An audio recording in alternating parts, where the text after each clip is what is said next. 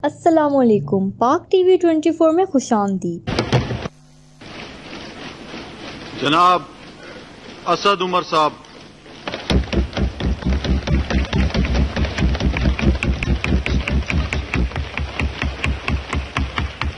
जनाब स्पीकर, शुक्रिया आपका और खुसूसी शुक्रिया लीडर ऑफ ऑपोजिशन का जी।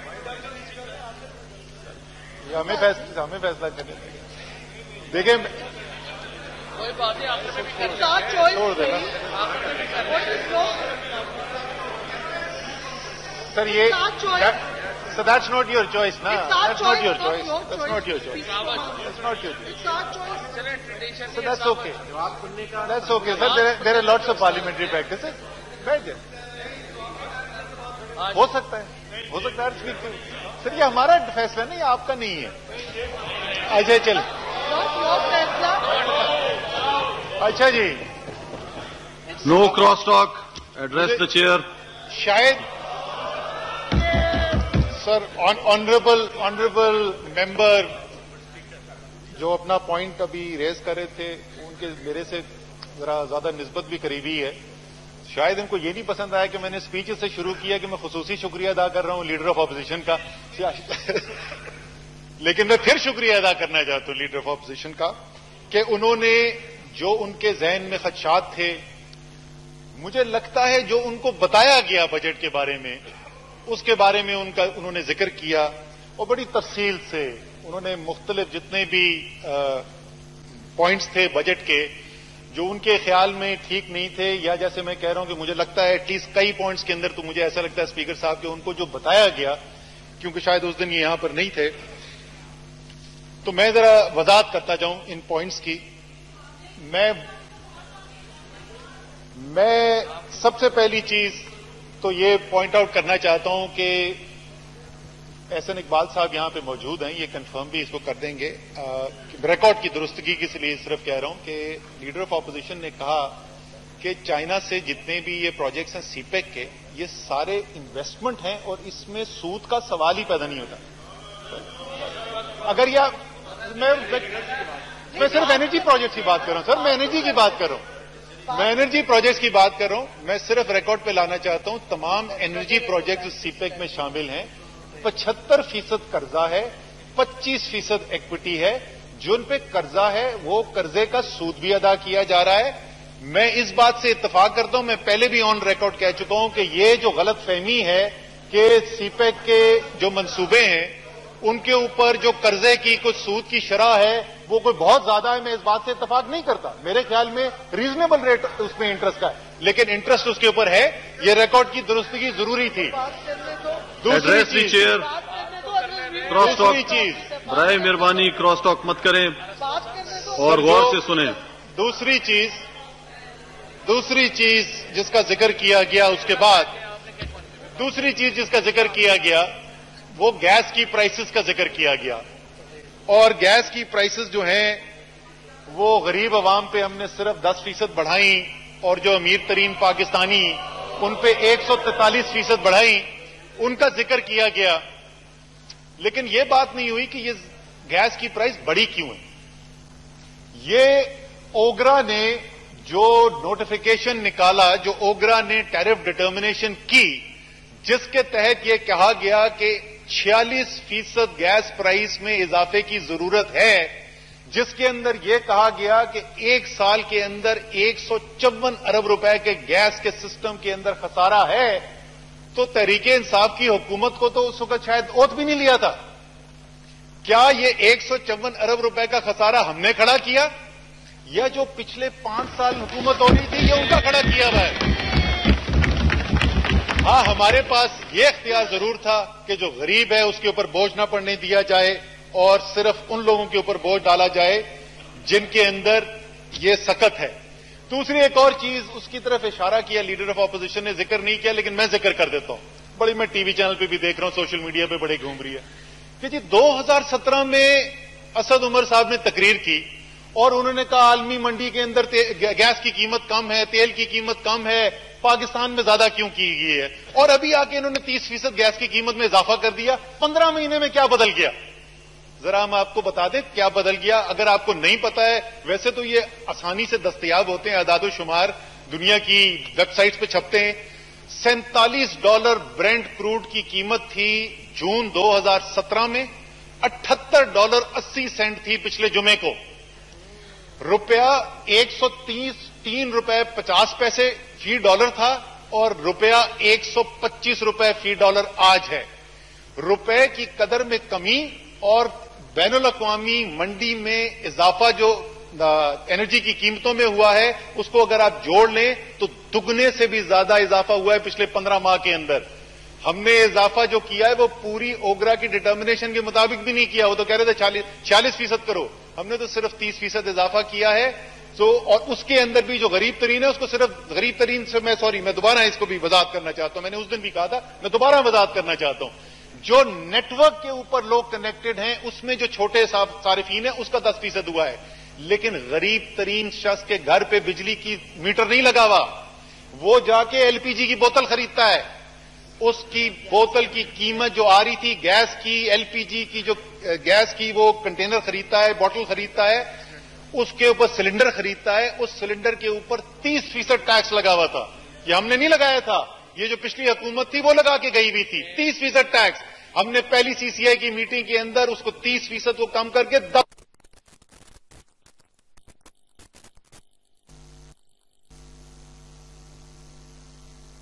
फर्टिलाइजर प्राइसेस की बात की गई। फर्टिलाइजर प्राइसेस की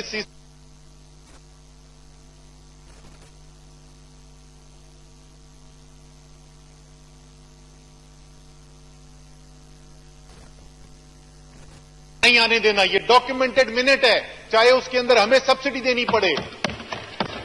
6 से 7 अरब रुपए की सब्सिडी की मंजूरी हम ऑलरेडी दे चुके हैं यूरिया के ऊपर। जो पाकिस्तान में जो खाद की कंपनियां बंद पड़ी थी, जिनको गैस नहीं मिल रही थी, उनको गैस तो दी गई है, और जो 1 लाख टन वहां से इंपोर्ट की जाएगी उसके ऊपर 6 से 7 अरब रुपए की सब्सिडी बनेगी जो वफाकी हुकूमत देगी। ये पहले फैसला हो चुका है। लेकिन किसान के साथ इस खरीफ में हुआ क्या, जरा उसका भी तो जिक्र कर लें कि वो यूरिया जो पाकिस्तान के अंदर मौजूद थी और 6,35,000 टन यूरिया एक्सपोर्ट करने की इजाजत दे दी गई, और जिस वक्त खरीफ आया तो मुल्क के अंदर यूरिया की कमी हुई भी थी, और जो बोरी खाद की 1250 रुपए की मिल रही थी वो 1750 रुपए पे पहुंच गई। उसका जिम्मेदार कौन है? फिर जनाब बात की गई कि बिजली और गैस की कीमत बढ़ जाएगी तो एक्सपोर्टर मुकाबला कैसे करेगा। उसकी एक्सपोर्टर की मुकाबला करने की के लिए मुश्किलात पैदा होंगी। और मुझे बहुत खुशी हुई कि लीडर ऑफ ऑपोजिशन ने ये नुक्ता उठाया, क्योंकि ये एक बहुत बुनियादी सवाल है जो हम 3 से 4 साल करते रहे कि ये जो कशकोल हम तोड़ना चाहते हैं, ये जो हम बैनुल अक़वामी मुल्कों के सामने जाके पैसा मांगते हैं, सारी हुकूमतें मांगती नहीं है। पिछले 5 साल में जितना पैसा लिया गया, गैर मुल्की कर्जा लिया गया, वो पाकिस्तान की तारीख में कभी नहीं हुआ, लेकिन मांगते तो सब रहे हैं। ये खत्म कैसे होगा? ये खत्म उस वक्त होगा जिस वक्त आपका एक्सपोर्टर अपने पैरों पर खड़ा होगा। हम 4 साल तक ये मुतालबे करते रहे लेकिन नहीं माना गया। मुझे लगता है ये बाय द वे सिर्फ ये एक पॉइंट नहीं है, मुझे और बहुत सारे ऐसे पॉइंट्स थे। मैं आखिर में फॉरेन पॉलिसी के ऊपर भी जो जिक्र किया गया है उस पर भी बात करूंगा।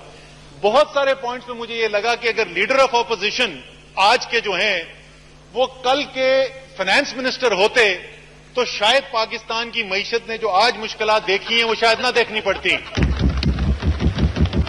हमने गैस की कीमतें, इसके बावजूद जो मैं आपको बता चुका हूं, ओगरा ने कहा 154 अरब रुपए का खसारा गैस के सिस्टम के अंदर। हमें यह कहा गया 46% कीमतें बढ़ाओ। पंजाब की टेक्सटाइल की सनत जो है, क्योंकि बाकी छोटे सूबों के पास तो डोमेस्टिक गैस अवेलेबल थी, उनको सस्ती गैस मिल रही थी। पंजाब का जो एक्सपोर्टर है उसको एलएनजी 72% दी जा रही थी। उसकी गैस की कीमत इतनी बढ़ा दी गई कि फैसलाबाद के अंदर टेक्सटाइल की सनत जो है वो लोहे के दाम बिक रही है। 5 लाख मजदूर बेघर हो गया। हमने 44 अरब रुपए की गैस की कीमत में कमी की है उस एक्सपोर्टर के लिए।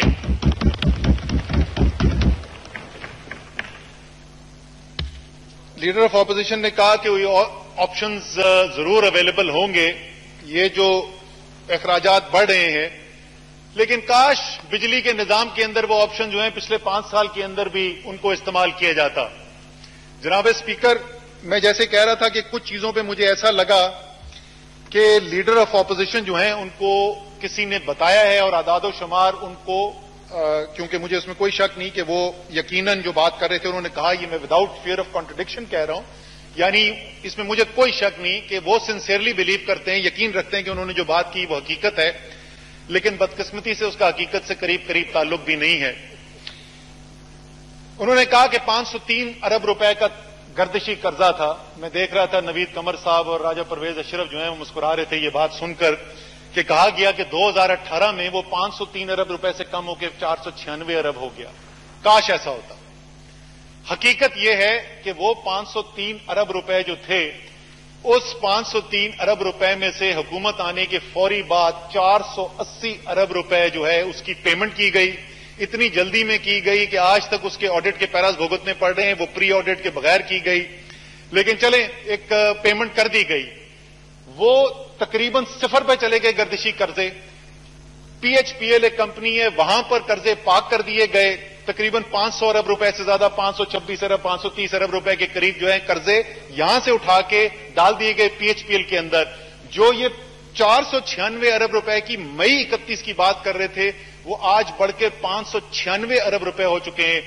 टोटल गर्दिशी कर्जा आज जो है वो 1180 अरब रुपए पहुंच चुका है। वो जो 503 अरब था, लेकिन सबसे ज्यादा खतरनाक बात कि सिर्फ एक साल के अंदर स्पीकर साहब, सिर्फ 2017-18 का जो पिछला एक साल गुजरा है, और ये क्यों हुआ, वो जो मैंने आपको बताया ना था आलमी मंडी के अंदर कीमतें बढ़नी थी, ये जो शुरू में गर्दिशी कर्जे कम बढ़े, वो तो बेचारे राजा परवेज अशरफ मेरे सामने बैठे हुए हैं, पहले वाटर एंड एनर्जी के मिनिस्टर थे, उसके बाद ये प्राइम मिनिस्टर थे, इन्होंने तो $110 को झेला, इसलिए वो 500 रुपए पहुंचा हुआ था। उसके बाद तो $32 के ऊपर तेल आया हुआ था। जैसे ही वो तेल की कीमत बढ़नी शुरू हुई, स्पीकर साहब, एक साल के अंदर जो खसारा हुआ है बिजली के निजाम के अंदर, वो 453 अरब रुपए का खसारा है। लीडर ऑफ ऑपोजिशन कह रहे थे कि कोई क्राइसिस नहीं है, इधर तो हम जिस तरफ देखते हैं हमें क्राइसिस के अलावा नजर कुछ नहीं आता। मुश्किल फैसले करने पड़ते हैं, जरूर इन्होंने भी पूरी कोशिश की होगी। अब आ जाए जी टैक्स रेट के ऊपर। मैं शुक्रिया अदा करना भूल गया, माजरत। लीडर ऑफ ऑपोजिशन ने मेरे बारे में बड़े अच्छे अल्फाज इस्तेमाल किए। मैं बाकी नहीं, मैं हंसने की बात नहीं, मैं बाकी दिल से मैं शुक्रिया अदा करना चाहता हूं। जैसे उन्होंने कहा कि the leader of opposition and I go back a few years, हमारी पुरानी एक निस्बत है। टैक्स रेट जी, उन्होंने कहा कि असद उमर तो तकरीरें करता था, दो चीजों के खिलाफ बड़ी बात करता था। एक तो वो कहता था कि जो टैक्स एवेडर्स है इसको क्यों नहीं पकड़ते हो, और दूसरी बात वो कहता था कि इनडायरेक्ट टैक्सेशन जिससे मिडिल क्लास और गरीब के ऊपर बोझ पड़ता है, ये क्यों डालते हो। स्पीकर साहब, मैं आज भी वही कहता हूं, और आज हमारा ये जो फाइनेंस बिल है ये जरा उठाकर देख लें। इसके अंदर 70 अरब रुपए की इनडायरेक्ट टैक्सेशन की बात की। वो इनडायरेक्ट टैक्सेशन किस पे लगाई गई है? 1800 सीसी से ऊपर की गाड़ी के ऊपर। कोई गरीब आदमी सोच सकता है 1800 सीसी से ऊपर की गाड़ी? इसके ऊपर रेगुलेटरी ड्यूटी किधर बढ़ाई गई? वो टेलीफोन जो महंगे वाले फोन हैं, जो कोई गरीब आदमी नहीं, जो सिर्फ आपके और मेरे जैसे लोग खरीदते हैं, उनके ऊपर। इसके अंदर जो रेगुलेटरी ड्यूटी बढ़ाई गई, वो किसके ऊपर बढ़ाई गई? इंपोर्टेड खाने, चीज, इंपोर्टेड चिप्स और इस किस्म की चीजें। किसी गरीब आदमी के इस्तेमाल की किसी चीज के ऊपर इसमें इनडायरेक्ट टैक्स नहीं लगाया गया है। सिर्फ जो सबसे ज्यादा साहिब सरबत लोग हैं उन पे लगाया गया। और दूसरा सवाल ये कि वो जो टैक्स की चोरी कर रहे हैं उनको क्यों नहीं पकड़ते हो? बिल्कुल ठीक नंबर कोट किया लीडर ऑफ ऑपोजिशन ने। 183 अरब रुपए का रेवेन्यू टारगेट सेट किया गया है। 92 अरब रुपए यानी 50% से जरा ज्यादा। कोई पॉलिसी मेजर नहीं है उसके पीछे, वो सारे एडमिनिस्ट्रेटिव इन्फोर्समेंट के मेजर्स हैं। यानी क्या कि वो जो टैक्स चोरी कर रहे हैं उनको कैसे पकड़ना है। और ये सिर्फ अभी शुरू हुआ है।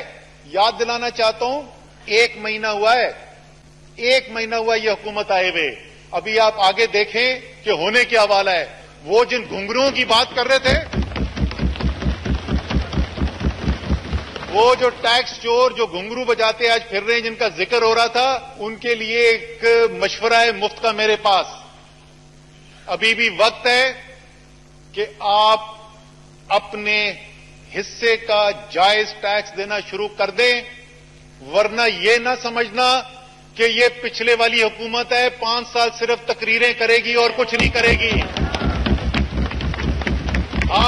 हम इन टैक्स चोरों के पीछे जा रहे हैं और इंशाअल्लाह ताला आपको दिखाएंगे कि इनको कैसे पकड़ा जाता है।